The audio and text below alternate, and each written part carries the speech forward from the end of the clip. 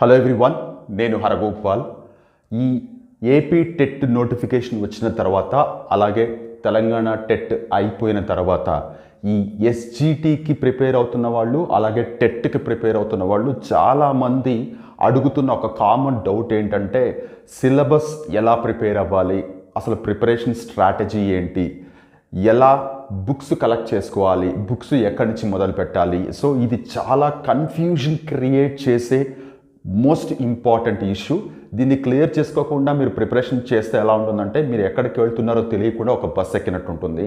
So ఖచ్చితంగా దీని మీద నాకు తెలిసిన ఇన్ఫర్మేషన్, అలాగే ఇన్ఫర్మేషన్ గ్యాదర్ చేసి ఒక సిస్టమాటిక్ వేలో మీకు ఏదైనా ఉపయోగపడుతుంది మన సెన్స్లో చెప్తున్నాను. యాక్చువల్గా నేను మ్యాథ్స్ మాత్రమే చెప్పడానికి ప్రిపేర్ అయి ఉన్నాను, బట్ చాలామంది ఈ డౌట్ రైజ్ చేస్తున్నారు. సరే, నాకు తెలిసింది అలాగే కలెక్ట్ చేసిన ఇన్ఫర్మేషన్ తిరిగి చెప్పడానికి ట్రై చేస్తున్నాను. సో ఏపీలో టెట్కి ప్రిపేర్ అవుతున్న వాళ్ళు, తెలంగాణలో ఎస్జిటికి ప్రిపేర్ అవుతున్న వాళ్ళు, ఈ రెండు కేటగిరీ ఆఫ్ ఆస్పిరెంట్స్కి నేను చెప్పే ఇన్ఫర్మేషన్ యూజ్ అవుతుంది. మీరు టెట్ ప్రిపేర్ అవుతున్నప్పుడే ఎస్జిటి మైండ్లో పెట్టుకొని ప్రిపేర్ అవ్వచ్చు.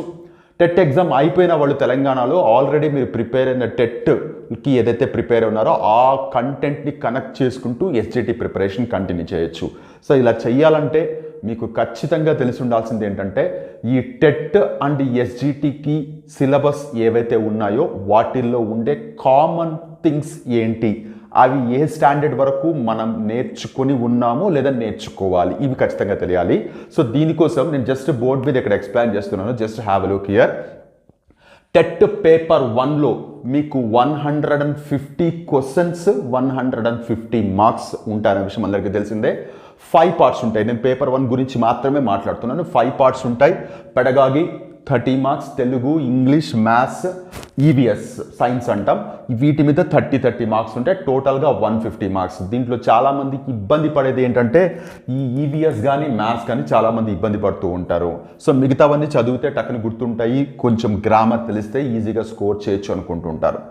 కమింగ్ టు ఎస్జిటి, ప్రస్తుతానికైతే 80 మార్క్స్ పేపర్ మైండ్లో పెట్టుకునే ప్రీవియస్ కంటెంట్ ఏదైతే ఉందో దాన్ని మైండ్లో పెట్టుకుని చెప్తున్నాను. నేను సడన్గా ఏమన్నా సిలబస్లో కాస్త అటు ఇటు చేంజెస్ ఉంటే అది మనకి ఫర్దర్ మాట్లాడుకోవాల్సిన విషయం కాబట్టి, ఇప్పటికీ ఎగ్జిస్టింగ్ ఇంతవరకు కంప్లీట్ అయిపోయిన డిఎస్సి ఎగ్జామ్స్లో ఎస్జిటి ఎగ్జామ్కి 80 మార్క్స్ పేపర్ జరుగుతుందో మనకు తెలుసు. దాంట్లో కరెంట్ అఫైర్స్ మీద 10 మార్క్స్, పర్సెప్టివ్ ఆఫ్ ఎడ్యుకేషన్ మీద 10 మార్క్స్, ఇకపోతే Telugu, English, maths, science, social మీద ఈచ్ 9 మార్క్స్, లాస్ట్లో టీచింగ్ మెథడాలజీ మీద మనకి 15 మార్క్స్ ఉంటాయి. అయితే ఇక్కడ ఎన్ని మార్క్స్ అయితే ఉంటాయో దానికి ఇంటూ 2 చేస్తే అన్ని క్వశ్చన్స్ ఉంటాయి. అంటే 20, 18, 30 క్వశ్చన్స్ ఉంటాయి. ఇప్పుడు చాలామంది ఏమనుకుంటారంటే, టెట్కి ఫస్ట్ ప్రిపేర్ అవ్వాలి అనుకుంటారు, అండ్ టెట్ కంప్లీట్ చేసిన వాళ్ళు అబ్బా నేను మళ్ళీ ఎస్జిటికి మొదలు పెట్టాలనుకుంటారు. సో ఇక్కడ మీరు గుర్తుపెట్టుకోవాల్సింది, మీరు టెట్ మొదలు పెడుతున్నప్పుడే ఎస్జిటి ప్రిపరేషన్ కూడా మొదలు పెట్టినట్టు. ఖచ్చితంగా అది మైండ్లో పెట్టుకోండి. ఎందుకు అంటే, ఇక్కడ ఉండే తెలుగు, ఇంగ్లీష్, మ్యాథ్స్, ఈవీఎస్, ఇవి 4 ఇక్కడ వస్తాయి.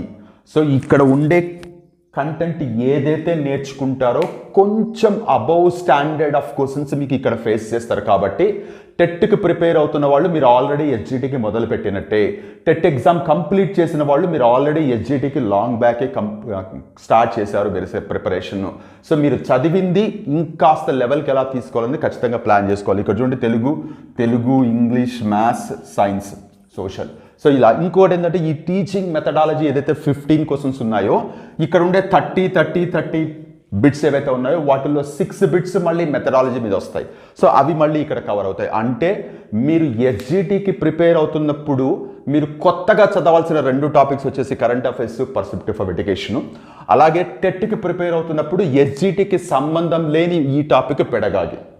ఈ క్లారిటీ మీరు మెయింటైన్ చేస్తే క్లియర్గా మీరు తెలుగు చదువుతున్నప్పుడే కేవలం టెట్ ఎగ్జామ్ కోసం కాదు, ఎస్జిటికి కూడా ఉపయోగపడుతుందన్న సెన్స్లో ఆ స్టాండర్డ్లో ప్రిపేర్ అయితే మీకు టెట్ ఈజీ అవుతుంది, ఎస్జిటి ప్రిపరేషన్ కూడా మీరు స్టార్ట్ చేసినట్టు ఉంటుంది. ఇది ఖచ్చితంగా మీరు మైండ్లో పెట్టుకోవాలి. And already TET exam complete అయిపోయిన వాళ్ళ గురించి ఒక విషయం మాట్లాడుతున్నాను. మీరు ఆల్రెడీ ఇవన్నీ చదివి ఉన్నారు, ఒక పెడగాగి తప్ప మిగిలిన 4 టాపిక్స్ మళ్ళీ ఇక్కడ మీకు రిపీట్ అవుతాయి. కాబట్టి మీరు చదివిన టాపిక్స్కి కొంచెం తక్కువ ఇంపార్టెన్స్ ఇస్తూ ఆల్రెడీ కొత్తగా చదవాల్సినవేవి current affairs, perspective of education, teaching methods and social, వీటికి కాస్త ఎక్కువ ఇంపార్టెన్స్ ఇస్తే మీకు 2 బ్యాలెన్స్ అవుతాయి. ఇది ఖచ్చితంగా మీరు తెలుసుకొని ఉండాలి. టెట్కి ఇప్పుడు స్టార్ట్ చేస్తున్న వాళ్ళు ఫ్యూచర్లో ఎస్జిటికి కూడా ఉంటుంది కాబట్టి మీ ప్రిపరేషన్ కేవలం టెట్ స్థాయిలో ఉంచకుండా ఎస్జిటి స్థాయిలో ప్రిపేర్ అవ్వండి. బట్ ప్రిపేర్ అవుతున్నప్పుడు ప్రస్తుతానికి దీని మీదే కాన్సన్ట్రేట్ చేయండి. అండ్ టెట్ ఎగ్జామ్ అయిపోయిన తర్వాత మీరు ఇక్కడ ఏదైతే తెలుగు, ఇంగ్లీష్, మ్యాథ్స్, ఈవీఎస్ ఉన్నాయో వీటికి తక్కువ ఇంపార్టెన్స్ ఇస్తూ మిగిలిన టాపిక్స్ మీద ఎక్కువ ఇంపార్టెన్స్ ఇస్తే మీకు టైం మేనేజ్ అవుతుంది అండ్ ఈజీగా కమాండబుల్గా మీరు ప్రిపరేషన్ కంటిన్యూ చేయొచ్చు. ఇది ఖచ్చితంగా ఈ క్లారిటీ మీరు మెయింటైన్ చేయాలి. టెట్ మొదలు పెడుతున్నప్పుడే ఎస్జిటి సిలబస్ ఏంటి, ఎస్జిటి మొదలు పెడుతున్నప్పుడు కంప్లీట్ అయిపోయిన టెట్ సిలబస్ ఏంటి తెలిసి ఉండాలి. ఇకపోతే చాలామంది అడుగుతున్నది మెటీరియల్ గురించి. ఖచ్చితంగా ఇక్కడ ఒక చిన్న విషయం క్లారిటీగా చెప్పదలుచుకున్నాను. సింగిల్ సబ్జెక్ట్ అయితే నేను క్లియర్గా మిమ్మల్ని గైడ్ చేసేవాడిని మ్యాథ్స్కి, అది నేను స్కూల్ అసిస్టెంట్ మ్యాథ్స్ గురించి మాట్లాడుతాను సపరేట్ వీడియోలో. ఇక్కడ నా అనాలసిస్ లేదంటే నా సజెషన్ ఏంటి అంటే, మనకి ఈ అకాడమిక్ సైడ్ ఉండే టెక్స్ట్ బుక్స్ ఏవైతే ఉన్నాయో అవి మదర్ లాంటివి. మీకు ఎలాంటి ఇన్ఫర్మేషన్ ఎలా రకరకాలుగా మార్చి సపరేట్గా బుక్స్ రాయాలన్నా ఫస్ట్ టెక్స్ట్ బుక్ ముందు పెట్టుకొని దాంట్లో ఉండే ఇన్ఫర్మేషన్ని కవర్ చేస్తూ అడిషనల్ ఇన్ఫర్మేషన్ ఇచ్చుకుంటూ వెళ్తారు ఏ మెటీరియల్లో అయినా.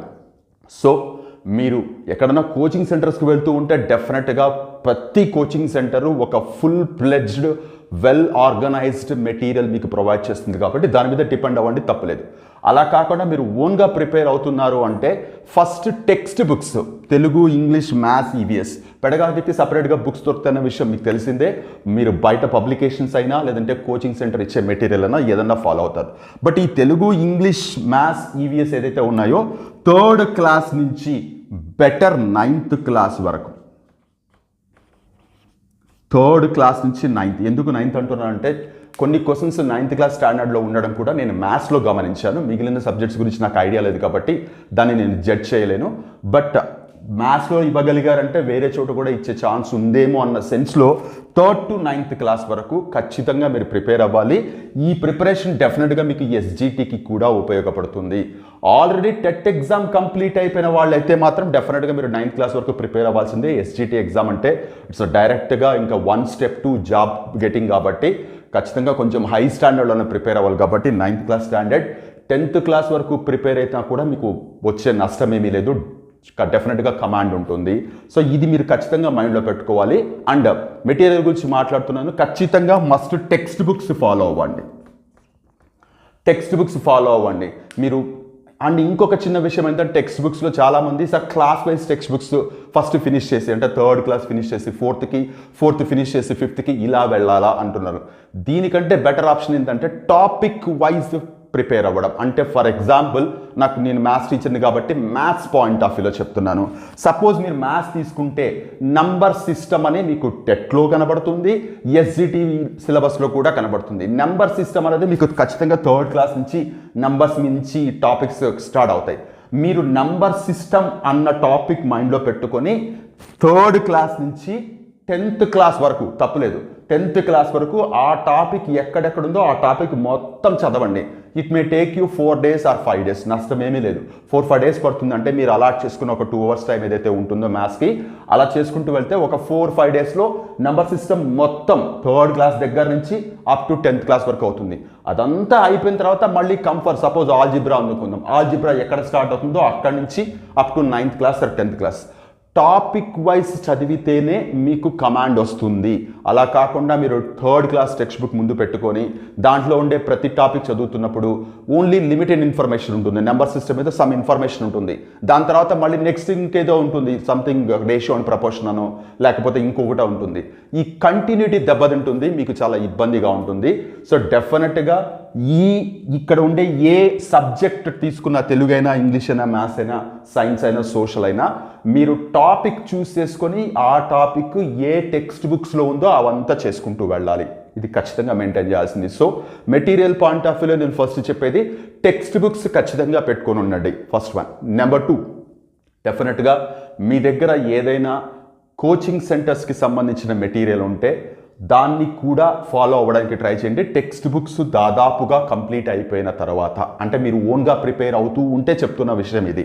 మీరు ఏదైనా కోచింగ్ సెంటర్స్కి వెళ్తా ఉంటే అసలు నా మాటలు వినాల్సిన అవసరం కూడా లేదు. వాళ్ళు వెల్ ఎక్స్పీరియన్స్డ్ ఫ్యాకల్టీ ఉంటారు, వాళ్ళు మిమ్మల్ని ప్రాపర్గా గైడ్ చేస్తూ ఉంటారు. సో మీరు ఓన్గా ప్రిపేర్ అవుతున్నప్పుడు టెక్స్ట్ బుక్స్ దగ్గర పెట్టుకోండి. ఏదైనా కోచింగ్ సెంటర్స్కి సంబంధించిన మెటీరియల్ మీ ఫ్రెండ్స్ దగ్గర ఉంటే అవి తీసుకుని జిరాక్స్ తీయించుకుని దగ్గర పెట్టు మధ్య మధ్యలో మీరు చదివిన టాపిక్ దాంట్లో ఎలా చెప్పబడింది, దాంట్లో ఎలా రాయబడింది అనేది గమనిస్తూ ఉంటే మీకు అర్థమవుతుంది నేను ఎంతవరకు చదివాను, కోచింగ్ సెంటర్స్ మెటీరియల్లో ఇంకేదైనా ఎక్స్ట్రా ఇన్ఫర్మేషన్ ఉందో. అప్పుడప్పుడు మాత్రమే, అంటే టెక్స్ట్ బుక్స్ దాదాపుగా 90% ఫినిష్ అయ్యే వరకు మీరు మెటీరియల్ మళ్ళీ పక్కన పెట్టుకున్నారంటే లేనిపోని కన్ఫ్యూషన్ క్రియేట్ అవుతుంది. సో టెక్స్ట్ బుక్స్, మెటీరియల్, దీని తర్వాత అంటే మీరు సపోజ్ టెట్కైనా ఎస్జిటికైనా చెప్తున్నాను. సపోజ్ ఒక 100 రోజులు గ్యాప్ ఉందనుకుందాం, అంటే నోటిఫికేషన్ దగ్గర నుంచి ఎగ్జామ్కి ఒక 100 రోజులు అనుకుందాం, యావరేజ్గా చెప్తున్నాను నేను. 100 రోజులు గ్యాప్ ఉందనుకుందాం టెట్కైనా ఎస్జిటికైనా, నోటిఫికేషన్ నుంచి ఎగ్జామ్ వరకు.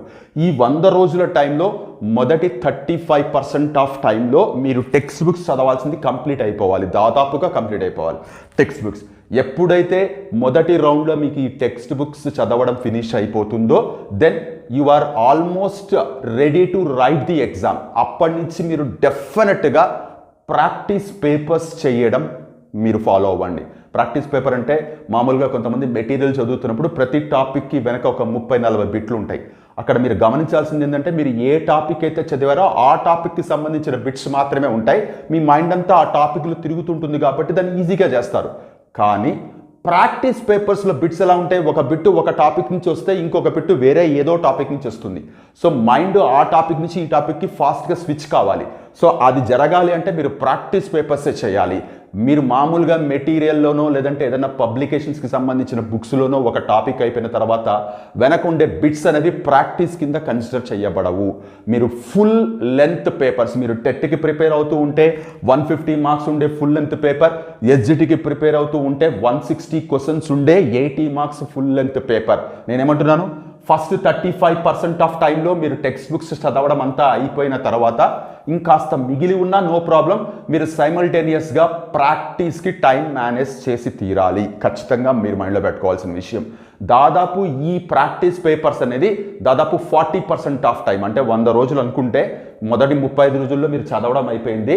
నెక్స్ట్ 36 రోజు నుంచి 75 డే వరకు మీరు చదువుతూ ప్రాక్టీస్ చేస్తూ ఉండాలి. ప్రాక్టీస్ చేస్తున్నప్పుడు మీరు చదువుతున్న ఇన్ఫర్మేషన్ ఎలా క్వశ్చన్స్గా ఇవ్వబడింది అండ్ నాకు ఎన్ని మార్క్స్ వస్తున్నాయి, ఈ అనాలిసిస్ ప్రతి ఎగ్జామ్లో మీకు తెలుస్తూ ఉంటుంది. దీనివల్ల మీకు కాన్ఫిడెన్స్ పెరుగుతూ ఉంటుంది. ఎక్కడైనా మార్క్స్ తగ్గితే అలర్ట్ కూడా పెరుగుతూ ఉంటుంది. దానివల్ల ప్రిపరేషన్లో ఫుల్ కాన్సన్ట్రేషన్తో ఉంటారు. ఇప్పుడు ఏమైంది, 35 డేస్ అయిపోయింది, 40 డేస్ అయిపోయింది, అంటే 75 డేస్ అయిపోయింది. లాస్ట్ 25 డేస్ అంటే 1/4 ఆఫ్ టైం మిగులుతుంది.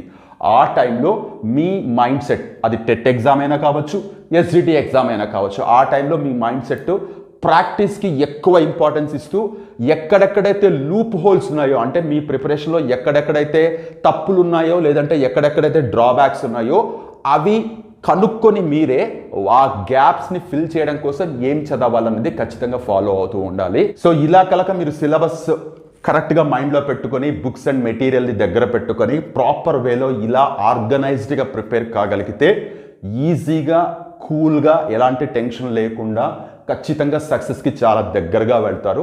ఆ గ్యాప్ మీరు ఎలా ఫిల్ చేస్తారన్నది మీ మైండ్ సెట్ మీద, మీ యాటిట్యూడ్ మీద డిపెండ్ అయి ఉంటుంది. సో మై డియర్ ఫ్రెండ్స్, ఎస్జిటికి ప్రిపేర్ అవుతున్న వాళ్ళు, టెట్ ఎగ్జామ్ అయిపోయిన వాళ్ళైనా టెట్ ఎగ్జామ్ రాయబోతున్న వాళ్ళైనా ఈ రెండిటి యొక్క సిలబస్లో ఉండే కామన్ థింగ్స్ని మైండ్లో పెట్టుకుంటూ అలాగే మెటీరియల్ విషయంలో క్లారిటీ మెయింటైన్ చేస్తూ ముందుకెళ్ళగలిగితే మీరు ఎలాంటి కన్ఫ్యూజన్ లేకుండా కాన్ఫిడెంట్గా ప్రిపేర్ కాగలరు. ఆ కాన్ఫిడెంట్గా ప్రిపేర్ కావడం అన్నదే మొదటి point to get the success. ఇది మర్చిపోవద్దండి ఎవరు. అండ్ ఇక్కడ నేను మ్యాథ్స్ మాత్రమే చెప్పగలను కాబట్టి వీటి మీద ఎలా డెప్త్గా చదవాలన్నది విషయం నేను జడ్జ్ చేయలేను, నేను చెప్పలేను కూడా.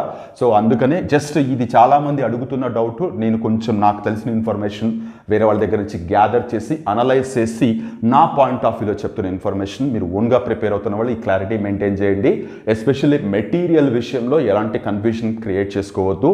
Text book, material, practice papers, ఇవి 3 మైండ్లో పెట్టుకోండి. Text books, material, practice papers, ఇవి 3 మీ మెటీరియల్, అంటే మీరు ప్రిపేర్ అవుతున్న బుక్స్కి సంబంధించిన మీ కలెక్షన్ అయి ఉండాలి.